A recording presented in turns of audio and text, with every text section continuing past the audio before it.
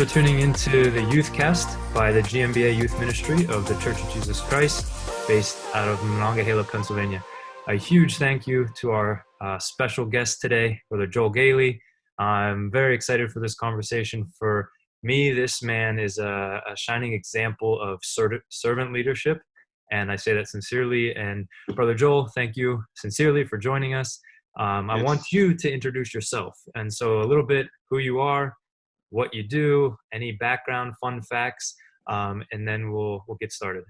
Okay. Well, I'm excited to be here with you. When you sent me the invitation, it was really a blessing to me. I'm really happy to be able to talk to the young people. And just a little bit of background about myself. Right now, I'm 61 years old, so I'm a little bit off of the youth age group, but I hope that the conversation we have today can be something that the youth can relate to, and I hope I can share some pertinent information to the youth today. Yeah. So I'm 61. I grew up in Western Pennsylvania, out in the country, so I'm a farm boy. My first job, whenever I was about 6 or 7 years old, was taking care of chickens and collecting the eggs. There you go. And I made $1 a week. And, for a 6-year-old, that was pretty good, Times have changed. Yeah, times have changed. But I went to college at Grove City College in Western Pennsylvania, and I have a degree in mechanical engineering. When I was 22, I got married, and the same year I got baptized. Oh, very cool. And Ruth and I have been married now for, I guess, going on 39 years this year. Wow. So that's exciting and nice. A blessing from God. I seem to have an entrepreneurial streak in me, and over the years, I've had 3 different businesses that I've started, and currently, my son Josh and I we have a lighting business, an LED lighting business that we run, and it's really been a blessing from God to do that. It's really allowed me to do a lot of church work. I think on a given week here at the company, probably half of my days are church days, and the other half are business days. So you fit a 40-hour work week into maybe 3 or 4 days. Yeah, exactly. Some facts about me. I was a very, very quiet and introverted kid whenever I was growing up, and I'm still quiet. I'm not comfortable really speaking to large crowds, but and if you would have told me when I was growing up that I'd be a minister and I would be an apostle and president of the church, that would have seemed like growing wings and flying to the moon. It was not something that I ever considered.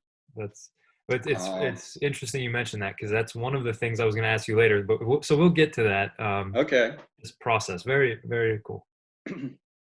So just some hobbies. One of the things that maybe some people know this and some don't. For probably over 20 years, off and on, I've raised bees. Wow. And that's a hobby that I enjoy. Right now, I don't have any hives, but I enjoy raising bees and collecting honey and eating honey. Yeah, there you go. So you had the whole suit and everything, right? I have a couple of suits and I have all the equipment and yeah. Very cool. But once you do it for a while, you use less and less material as far as the suits and so on. Fascinating. You get used to it. Okay. And the stings, of course, you get used to. Well, you never get used to the stings, but it comes with the territory, Wow, interesting. So, I did not know that. And very cool, very cool. Yeah. So Is there anything else in the intro before we dive into sort of my agenda? No, why don't you just jump in? All right. You lead me through this. Probably my most important question on the entire interview is going to be this. Did you watch our episode 0 of the podcast? I did. Oh, okay. You did. So you know what's coming up next. I've got my homework done. Yes, very, very thorough of you, brother. So it won't be so much a surprise activity since you watched it. My whole secret agenda was to go through this Fast 15. And just to make sure I could have some surprise for you, I'm going to rebrand it the Fast 15 and a follow-up. So okay. At any point, if a follow-up question pops in my head based on your response, I get to ask it. So all right, we'll just go for it. So coffee or tea? It's got to be coffee and black and strong. Really? Yeah. All right. Yeah, I tease my wife. She's a frou-frou coffee drinker, but that's awesome. I like it just black and strong. Okay. So on a serious note, now you've been around the world, and correct me, fill it in. Africa, Asia, Europe, South America, a lot of coffee being grown. So where have you had your favorite black, strong coffee? Well, the favorite coffee of mine is Italy. Really? Okay. And I buy for home use a brand called Lavazza. I've heard of it. Yes. Which comes from Italy. So to me, that's the best coffee in the world. There you go. You've heard it here from the president. Now they don't grow it there, but there you go. But it goes through their hands. So you probably have to take a break on the Italian coffee for a bit, just with everything that's going on. Yeah. Yeah. So with that being said, are you Starbucks or Dunkin'? Starbucks. All right, there we go. Yeah. Snack, apple or banana? Definitely an apple. Very good. Very good. If I eat a banana, it has to be almost not ripe. Really? Yeah, I don't like ripe bananas. That's interesting. I can't stand that. I like it ripe and a little bit more ripe. So I'm losing my percentages of how much I am like the president of the church. So. We still have time. Text or call? Text or phone call? Probably this surprised me, but I think it's text. Okay. Yeah. All right. Favorite season, spring or fall? Fall. Fall. Yeah. Beach or mountain? Well, I love them both, but the beach is my favorite. The beach and the ocean, that's where I can just relax. Right. So I hear that if you want both the beach and the mountain, you have to go out to California because they're about an hour or two apart. So yeah. Not as much. Maybe at Lake Erie, Sports, college or pro? Definitely college. Yeah. Football or basketball? Definitely basketball. Very cool. I like college football, but basketball is my sport. Okay. All right. Who's your team? Well, one of my favorite teams forever has been Duke. Okay. And Coach K. All right. That I kind of go with coaches. There you go. As much as schools, and you can't find a better coach and mentor and, in my mind, person than Coach K at Duke. So yeah. And he's, so much these days in sports is they just rotate every 4 or 5 years. He's been with them forever. So long time. Yeah. Very cool. Hunting or fishing? Well, that's a real hard one because I love them both. But I really love hunting, and so that's another reason why I like the fall.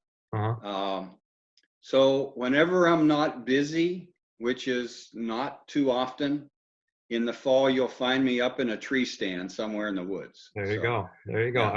I would have guessed fishing based on all the Facebook stalking I've done, and I found you holding fish as wide as your body and everything like that.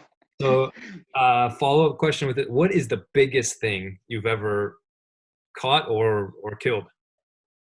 Well, I deer hunt, so the biggest animal would be a deer, a white-tailed deer. Okay. Do you do like the points and all that, the bucks and everything? Yeah. This past year I I had an 8-point buck that Okay. I shot in archery season, All right. and it's in the freezer, and we're enjoying it. So working away at it. Exactly. So the young people who don't follow any of that at all, they need to go look up what all this talk is, the points and the whitetail and all this. But wow, Yeah, so that's very interesting, very cool. If you had to do the dishes or do the laundry, which one is you? definitely laundry. All right, Yeah, me as well. An early bird or a night owl? early. Okay. Yeah, and that's Dog? something Ruth and I both have in common. So we're, you Well, know, that's good because Christine and I are opposite. So yeah, she's up at 5 a.m. and I'm up until midnight. So we get a little bit of the day together.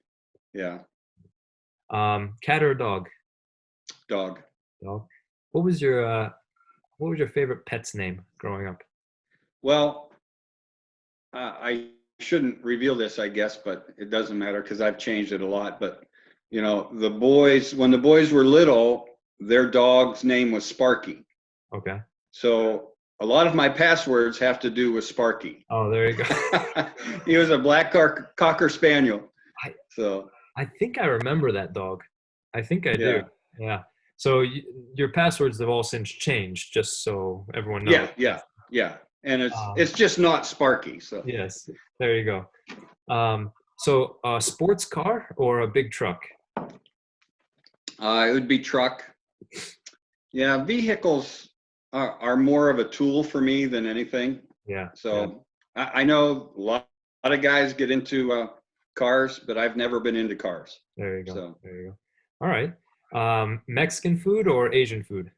Or maybe I both. should say South American or Asian. No, I love to eat, and there's not much that I don't like. There you go. So that question is really I can't answer that. I love Asian food, for business and for church. I've been to Asia, China, Hong Kong, Philippines, different places. I love that food. I love sushi. But I love Mexican. If I go down to Tijuana, we're going to have tacos and There you we're go. going to enjoy it. And brothers So and sisters down there are cheering you on. They're saying, "Yes, it's Mexican. It's not Asian." yeah, yeah. Well, you mentioned sushi, so I'm going to say we have that in common because I'm struggling otherwise. So, art museum or music concert? Music concert.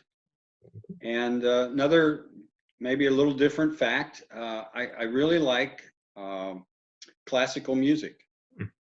So whenever we have a free weekend and there's the Philharmonic in town, we enjoy to go see and listen to the Philharmonic. Yeah, well, very, very interesting. I'll tell you, just by doing this, I have an appreciation for you're a very cultured person. You're hunting one week and you're in symphony the other week and you're, eating Asian sushi and then, traveling to Mexico. So, just very, very diverse, very complex, very cool. So if I do my math right, 1, 2, 3, 4, 5, 6, 7, 8. I've got 8 out of 15. So I'm only about above 50% like the president of the church. Well, you're on track. I just need a couple more decades to refine myself so I can get there. Well, it's taken me 61 years to get to those answers. There you go. There you go. So I'm just not there yet. The growth mindset. Exactly. Exactly. Well, thanks for doing that. That was fun for me. I'm sure it'll be fun for our listeners. So switching gears a little bit, let's get into Sure. just more casual conversation, but let me fire some questions at you. You're an apostle in the church. So for a young person, for someone maybe new to the church, what is the apostle's role of the church? Well, I think I'd answer that by kind of explaining a little bit what the apostles were in the early days. Okay. The apostles, the word apostle in Greek means a messenger or someone that was sent out. And also in the Aramaic language that was spoken in the days of Christ, the word apostle means someone that was an official representative. So, I think that's important to understand that even today, the apostles are those that are the official representatives of the church, and the leaders, the teachers, the ones that have been given the calling of Christ to lead his church on the earth. So maybe that's a little academic explanation, but that's how I feel. I really feel that it's, as an apostle, one of my jobs is to be around the church, go throughout the church, encouraging and teaching, and sharing the message of the restored gospel that we have. Very nice to hear. So taking it from maybe the academic to more the tangible or the practical, what does a day in the life of an apostle look like? I mean, I think it's just interesting to think, like, yeah, you're a person, you have a job, you have a family. Like, what is a day in the life? Yeah, good question. And I think it's changed for me a little bit. I was ordained in 2012, so it's been 8 years now, and the role has evolved for me. I see as the church needs more and more interaction with the apostles, I feel that's very important. So even, situations like this, that we're having this conversation, I think it's something that the apostles need to be able to interact with the brothers and sisters. Yeah. So, and maybe to answer it, it's a little bit different now because of my role as the president of the church, but it seems like I'm involved in just about all aspects of the church, not only from a spiritual standpoint, but also from a natural standpoint. So the day in the life of my life, it seems like it's a full-time job, being an apostle and being the president of the church. Yeah. Interacting with, the different brothers, the quorum of 70 evangelists, the missionary work, and then on the same side being involved in the finance and the trustees and the different aspects of the church in that way. Yeah. So, and I was just talking to my wife Ruth this past week, and just sharing with her that the church is always on my mind.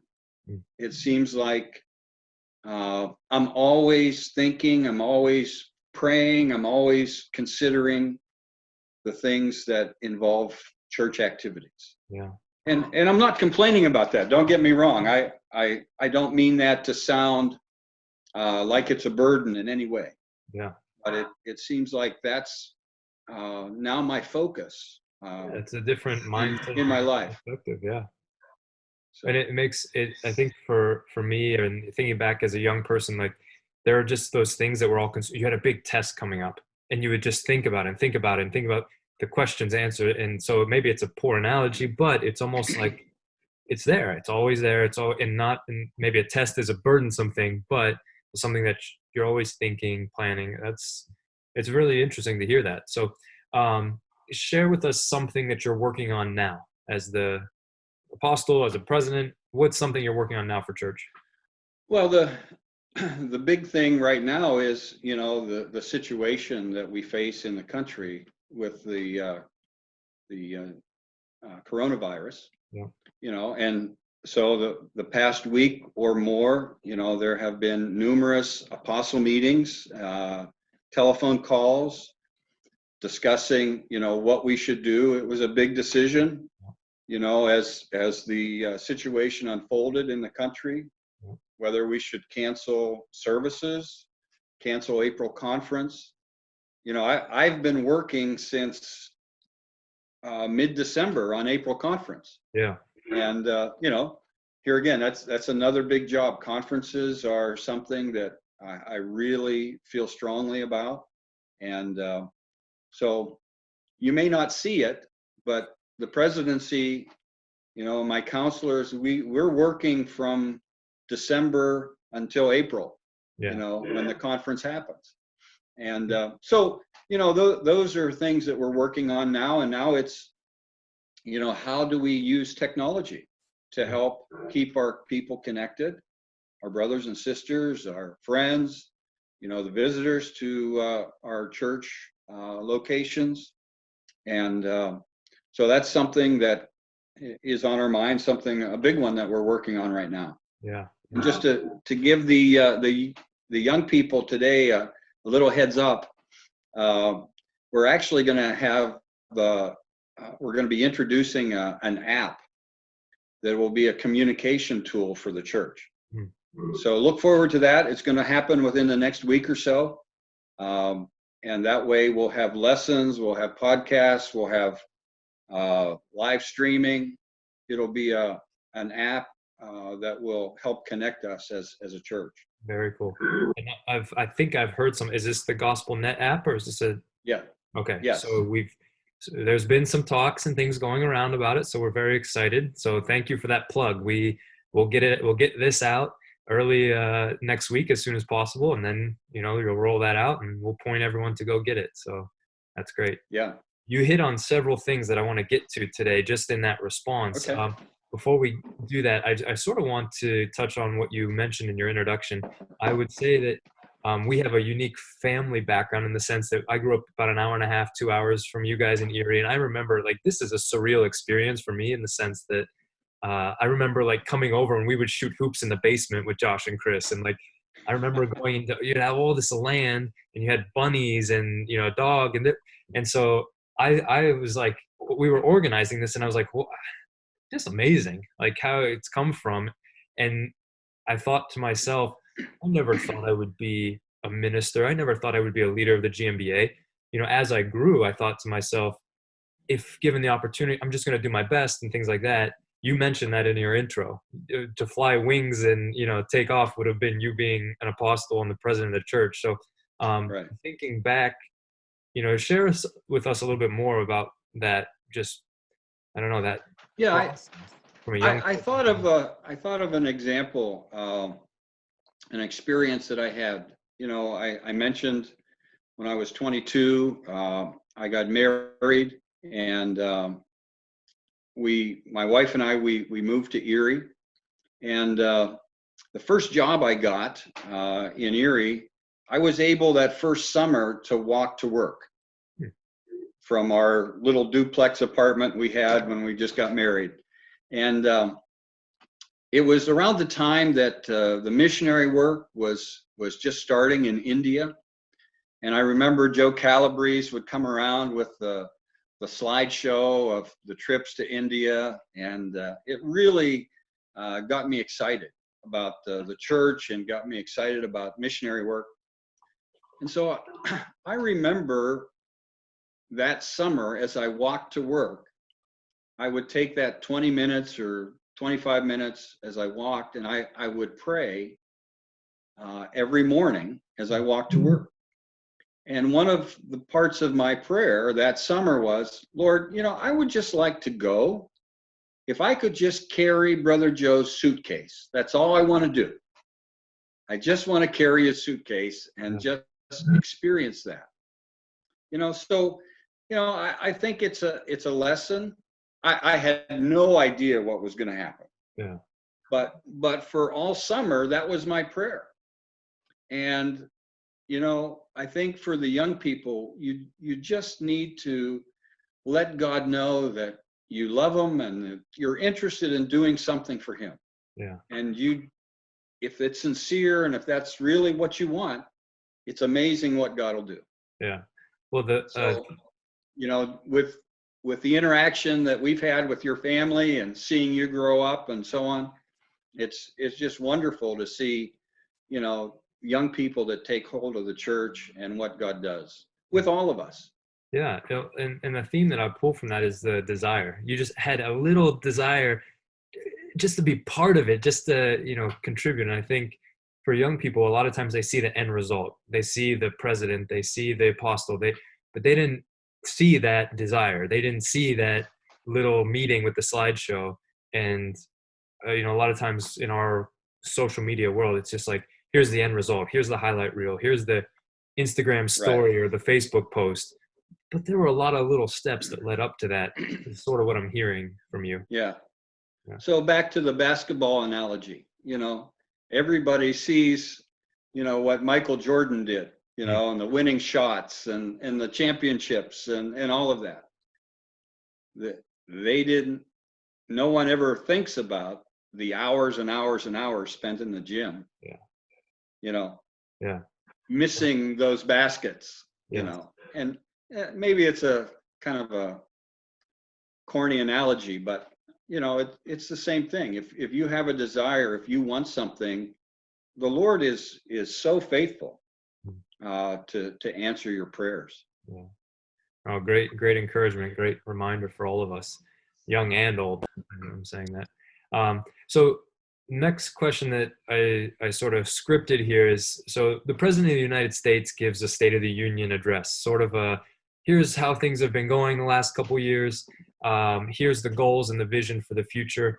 If you had to give us a short State of the Union address for the church, what would it sound like? Well, I think it would be twofold. I believe that I'm very concerned right now for the church and the things that are happening in our nation and in our world. Mm-hmm. So the Church of Jesus Christ, to me, is exactly what we've proclaimed for 190 years. We believe it's the kingdom of God on earth. We believe it's Christ's church on earth. And I'm concerned because of the influences of evil things and the condition of sin in our world. But on the same token, I would also say I'm very, very hopeful. I see the efforts being made around the world. I see the efforts being made even domestically. I see what's happening now with the young people. I think the church really has to focus on the young people, the children, and make it a priority in the church. So I'm very hopeful at the same time. So I'm not sure if I'm a good speech, speech maker as far as the State of the Union, but on the one hand, I'm concerned. On the other hand, I'm very hopeful. Well, in all fairness to you, I'm sure they take a lot more time to prepare the State of the Union. But I'm hearing what you're saying, and I think even across the generations of scriptures, that theme runs true. So I look at us now and hear that, and I think it's also hard, to say I'm concerned for the sin around us. Our world is very hesitant to even use that word anymore. That there's a gray area of right or wrong or subjective. So I appreciate your honesty with that answer, and that's really one of our goal of this conversation, is just to have real, candid, open conversation about it. I think, Lucas, one of the things that I was thinking about, in this podcast, it kind of reminded me a little bit about the story of Joshua and Caleb. And the fact of the matter is, we see examples of God's love and miracles and grace and mercy all the time. And so at the same time we see the sin and the evil, God is always working at the same time. And Joshua and Caleb went with the other ones into the land of Canaan, and they came back with two different reports. They saw the same thing, okay? They saw and witnessed everything the same. Yeah. But it was the perspective, right? Joshua and Caleb came back and said, yeah, there's some problems, but we can overcome. God is able. And so I guess I don't want to get preachy here, but that I think that's where we are as a church. And I think an encouragement to the young people, you're going to see the good and the bad. And we've got to focus on the good, that God is able and he is with us and he's going to bless us. Yeah. Yeah. No, it's a beautiful connection of that scriptural story and those biblical concepts that apply to us today. Great. So the media frenzy, the focus on the coronavirus, let's dive into that, because one of the main topics I think in the forefront of everyone's mind is, how do you balance caution and preparation and that with faith and trust? So what's your response to that? Well, we've gone through difficulties before, and there's been times of uncertainty before, and I guess my philosophy and what I would share with young people is, number one, we need to live our life. God expects us to live our life in every situation that we face. In my 61 years, a lot of things have changed. And in the young people's lives, they're just starting out. A lot of things are going to change over a period of time. And whenever they get to be 61, they're going to look back like I do and say, wow, whenever I was in college, we didn't have personal computers. Yeah. Okay. So, number one is, I think we live our life in the best way we can, but with the focus being upon God. So even in this situation that we face today, all right, the disease that's throughout the world and in our land, we try to live our life the best we can in a natural sense. Yeah. But in a spiritual sense, we do everything possible to focus on God. And that's kind of my philosophy in life. Now, have I prepared naturally? I don't stockpile food or anything like that, but I've got enough food that Ruth and I can eat for a week, and we're, but, our focus is not on that. Our focus is on, trusting in God and just relying upon him. There's been a lot of experiences, and I guess one of the benefits of being the president of the church is you get a lot of information come your way, and good and bad. Sure. But in the past 2 weeks, I believe there's been multiple experiences given to brothers and sisters around the church that God is going to take care of us, that we must trust in him. And if we trust in him, he is the supreme God. So just wanted to share that. Yeah. You may not hear it as much as we should be proclaiming it. Yeah. But God continues to speak to us, and he's telling us, rely on me. Yeah. And you'll be good.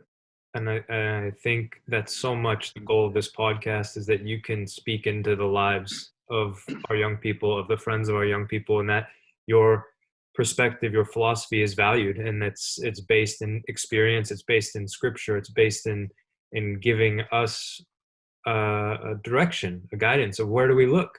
Well, we look to the leadership of the church, we look to God and that focus. So, and I love your great interview, because you answer the questions before I even ask them. So this is great. I wanted to know, to get personal, what have you done and what have you not done in all this? Because not that everyone's going to copy you, but you mentioned we have food for a week or so. Naturally speaking, Christine and I went and got a case of water. We got extra paper products that everyone's frenzying over. Right. We did that stuff just because that there are natural needs. So what have you not done through all of this? I already told you earlier that, I still have a deer in the freezer. There you go. So we have plenty of meat. All You're right. good with the venison. We have venison in the freezer. We have some fish in the freezer. So like I said, we have prepared, some supplies. Mm-hmm. And like I said, I believe that our financial situation in the country is really a little bit scary. Yeah.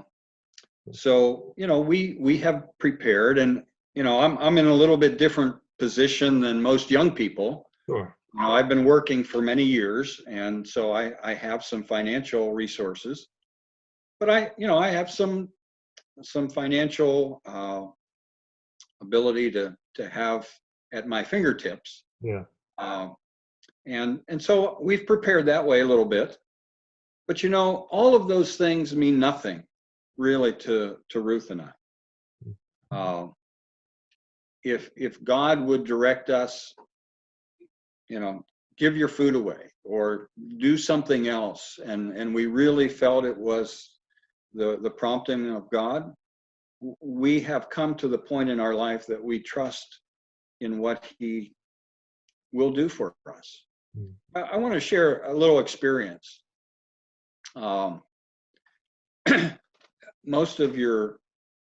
Many of the people of the church know that, I've done a lot of missionary work. You mentioned it at the beginning. Mm-hmm. And years ago, when our two sons were in middle school, my wife and I were really concerned about the fact that we really hadn't saved money for their college education. And I'll make this as short, make a long story short here. Take your time. There was a brother and sister from Youngstown, and Sister Annabelle Santilli had the gift of the word of the Lord. And my wife and I were concerned about the fact that, we really hadn't prepared naturally for Josh and Christopher's college education. And every year, at least once a year, I was out on missionary work. And Richard and Annabelle Santilli came up one Sunday. We had a wonderful time together. They came out to the house. We had dinner together. And we're just sitting around and we're just sharing experiences and the goodness of God. And in the middle of our conversation, Sister Annabelle has the word of the Lord. And she says, continue to work for me. Continue to do the work of the Lord, and I will take care of all your problems. We didn't tell her what we were worried about. We didn't tell her, we hadn't told anybody. So Ruth and I, we just continue to do what we always did, and we never saved any money. And to make a long story short, both Christopher and Joshua were able to get college degrees in different ways because God provided everything, and it didn't cost Ruth and I anything. Wow. So 2 bachelor's degrees, and God paid it all. Wow. So that's beautiful. Those types of things, give you the confidence and give you the faith. Yeah. That no matter what you're facing, He's got it. He's got your back. It's beautiful, and it gives you that when you go back to that place of uncertainty in your mind, it gives you that you got to go back to that moment. You got to go back to that experience and talk about it and think about it. It's a complete side note, but I'll share this with you and with our audience. Christine is a professor at a university, so she's always studying and researching how we learn. And part of what she shared with me just last week, she was saying, when you talk about something and relate something from the past, neurologically, it connects new myelin, or that's the technical term for it, and grows those paths. So you actually remember more. So if you tell me that story now and tell me again next year and tell me, you'll continue to remember more details every time you tell that story. And, I was hearing you talk about that, and I remember Brother Richard and Sister Annabelle from when I was a kid, and Right. just thinking like, I believe that's part of why we share our testimonies. I believe that's why, we share the goodness of God, because it builds those pathways in our mind and in our hearts that, wow, it sticks. And I remember more about that. And when the tough times come, I go back to that promise. I go back to that word that God has spoken into my life. So very cool experience. Yeah, and I think that's really important for young people, that they need to really be around the older brothers and sisters, and hear those experiences, and um, you know have a spiritual mentor, so to speak. Yeah. Because that's very important as we go through the early stages of our life, to have that. I'll share just another quick thing. I was a little boy, and we lived next door to my grandparents. My grandfather was Brother Russell Cadman. He was an apostle, and they lived next door to the church in Fredonia. So, there was a church, and then my grandparents' house, and then our house. And that's how I grew up. And I remember different brothers and sisters would come and visit Fredonia, and they would go up to my grandparents' house for dinner after church. I'd always go over to Grandma and say, "Hey, I'm going to come for dinner." She said, "Oh yeah." I was always welcome to come to dinner, Sure. but I wanted to listen. Mm. I wanted to hear the experiences of these brothers as they would talk to my grandfather. Mhm. And that was really, I think, something that, has always stuck with me. I can't remember any of the details, Yeah. but I just remember doing it and listening, and really, even as a young boy, being blessed Mm. in hearing those things. Very cool. So Yeah. it's important. Yeah. The way that God has made us is to share and to exchange the blessings in his interactions with our lives. That's beautiful. Beautiful.